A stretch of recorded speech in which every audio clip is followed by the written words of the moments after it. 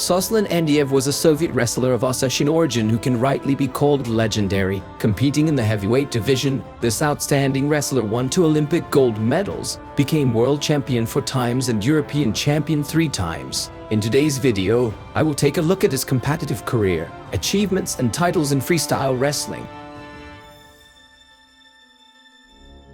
Soslan Andiev was born on April 21, 1952 in Vladikavkaz. His father was an Ossetian and his mother was a Cuban Cossack. In addition to Soslan, the family had 3 other children. His father, Pyotr Andiev, was known to literally everyone in small Ossetia. He practiced kettlebell lifting and wrestling. He was a multiple champion of the North Caucasus.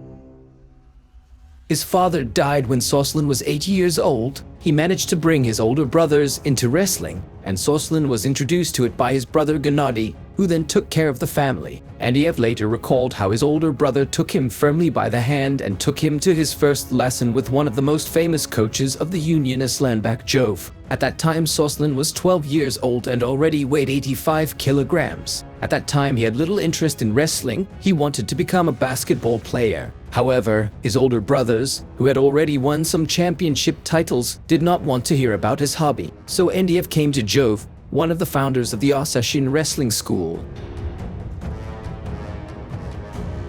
After 5 years of hard training, Soslan Andiev was able to win his first and rather significant victory. Being tall and powerful, he deftly dealt with his opponents on the mat. It was a victory at the World Junior Championships in '69, which was held in the United States of America.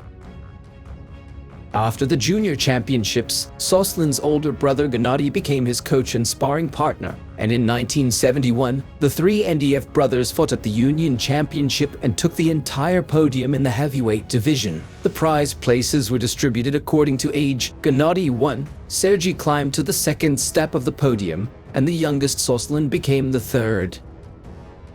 In 1973, 20-year-old Soslan Andiev became the champion of the Soviet Union in freestyle wrestling. The referee at that time was the invincible Alexander Madvid. In the same year, the national team was headed by Yuri Shekmiradov, who was not afraid to take the newly minted champion to the World Championship held in Tehran. Soslan did not let the coach down, taking gold. At that time, journalists even dubbed Andiev the second Madvid.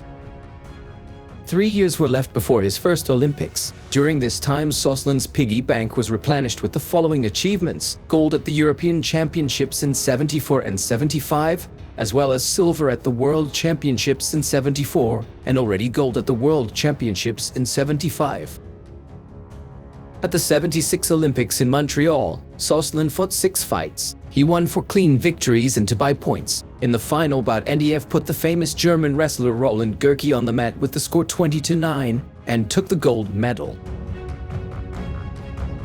After this confident victory, in the next Olympic cycle, Andiev became world champion twice more, in 1977 and 1978, and by the next Olympics, which took place in Moscow, Soslan was already the captain of the national freestyle wrestling team.